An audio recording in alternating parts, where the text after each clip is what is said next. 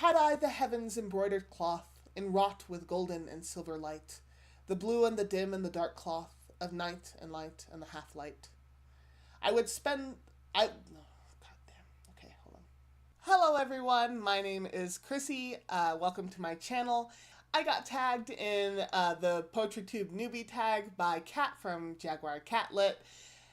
And hopefully Poetrytube does not decide to kick me out before I can even get my foot in the door. So this tag was created by Adrian from Strip Cover Lit. I will, of course, be linking his video down in the description below, as well as Kat's video. Please check out both of them. They're fantastic. Okay, so the first question that we have here is, do you read and write poetry, or do you just read poetry? And I'll say, if you had asked me this question 15 years ago, I would have told you I write and read poetry. Teenage Christina thought she was quite the poet, and I am never going to share those. If I ever find my old poetry, they're going up in flames. I do read poetry. It's been a while since I've really dug my claws into poetry and read it on a regular basis. I've kind of just been, at this point, a dabbler of reading poetry for the last couple of years. I haven't really written a serious poem in many, many years. However, have I written corny love poems to my significant other? Yes. The next question is, who is your favorite poet? And I would say of all time, I'm not very original, and she's been brought up in many, many other videos, and if you can't already guess, it's Emily Dickinson. I remember when I first read her poems when I was in high school, and I fell in love with her poetry, and she's the only one who I actually physically have of a poetry collection. Actually, no, that's not true. There's two people I have of a poetry collection, but hers is the only one I willingly bought that wasn't for school. I'll get to the other one later. She's my favorite poet as far as someone who I can go to and like a lot of their poems and not just a key few. Number 3 is, what is one question you would ask of your favorite poet? And since my favorite poet is Emily Dickinson, really, if I read her poems and then met up with her, my one question would be, are you okay? Or do you need something? Anything. The next question is, what is your favorite poem? And oddly enough, even though my favorite poet is Emily Dickinson, my favorite poem is not by Emily Dickinson. It's by Yeats. Had I the heavens embroidered cloth? You know, this is sad. I did try to memorize this poem, but I can't, and it's a really tiny poem. But I have it here. Had I the heavens embroidered cloth, enwrought with golden and silver light, the blue and the dim and the dark cloths of night and light and the half light, I would spread the cloths under your feet, but I, being poor, have only my dreams. I have spread my dreams under your feet. Tread softly, because you tread on my dreams. And if you're wondering, yes, I did first hear that poem in Equilibrium with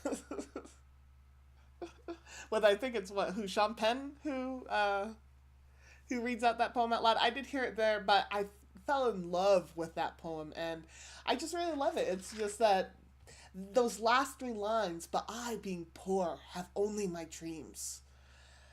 I have spread my dreams under your feet. Like, how can you not have just like a reaction to those lines? It's like, oh my gosh. Okay, number 6 is, who is your Mount Rushmore of poetry? And admittedly, when I've been watching other people's poetry tubes, it seems like people are picking kind of their favorite poets as on that Mount Rushmore.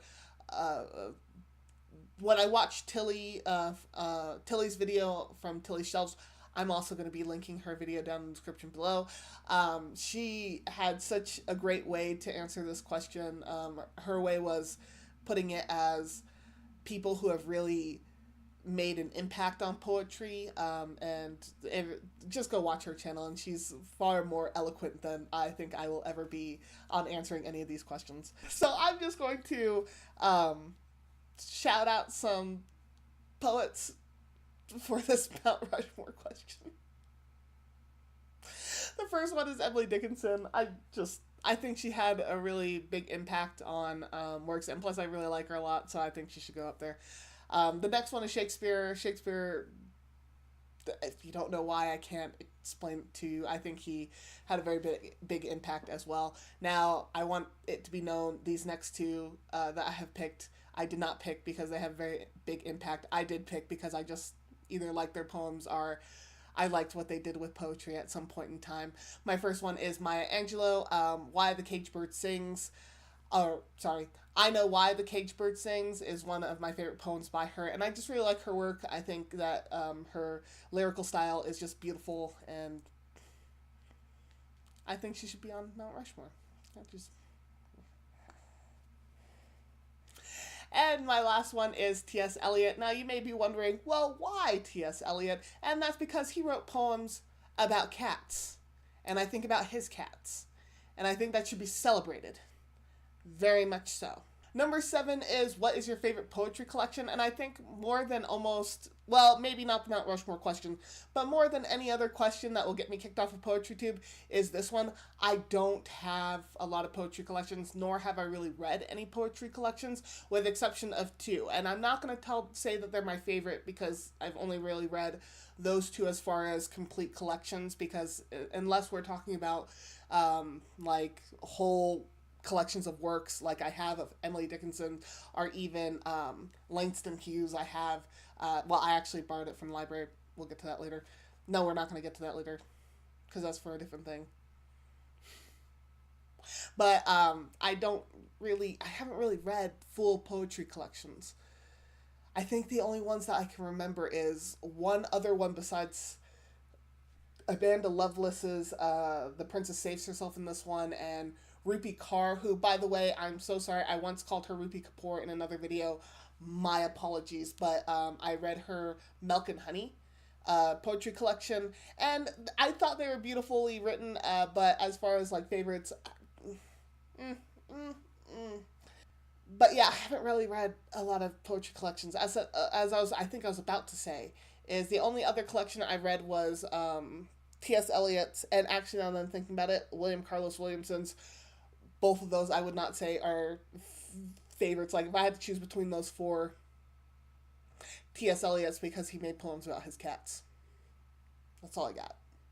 Question 8 is rhyming. Yes, no. Yeah? Yeah? As far as, like, if this question is more talking about should today's poetry rhyme, I don't think poems have to rhyme. I don't know if people remember when Def Poetry Slam, when there was a full show about spoken word poetry or not, which is actually one of my favorite ways of consuming poetry is hearing it out loud instead of just reading it. But I get, yeah.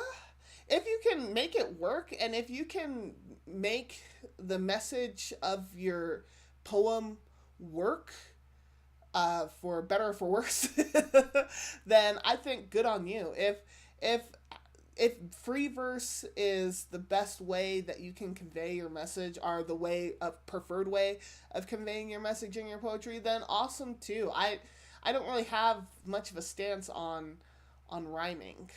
Okay, so question number 9 is, barring free verse, what is your favorite poetry form? And this will actually, this question might be the one to get me kicked out of Poetrytube, because I picked the lowest of the low forms, the limerick. The limericks are just hilarious, really. They're meant to be funny, and oftentimes I actually wrote down a limerick that Shakespeare wrote in Othello, and we'll see if I can actually stumble through this one. And let me the cannikin clink, clink, and let me the cannikin clink. A soldier's a man, a life's but a span. Why then let a soldier drink? So I just think limericks are fun, and they are my preferred poetry form. Please don't kick me out. Question 2, humor in poetry or no? No. Last question is, what elements do you think contribute to the best poetry?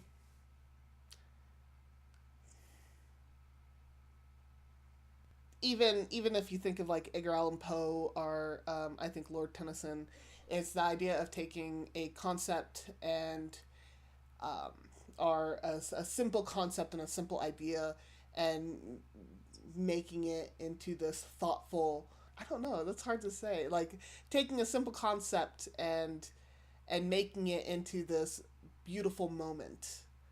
um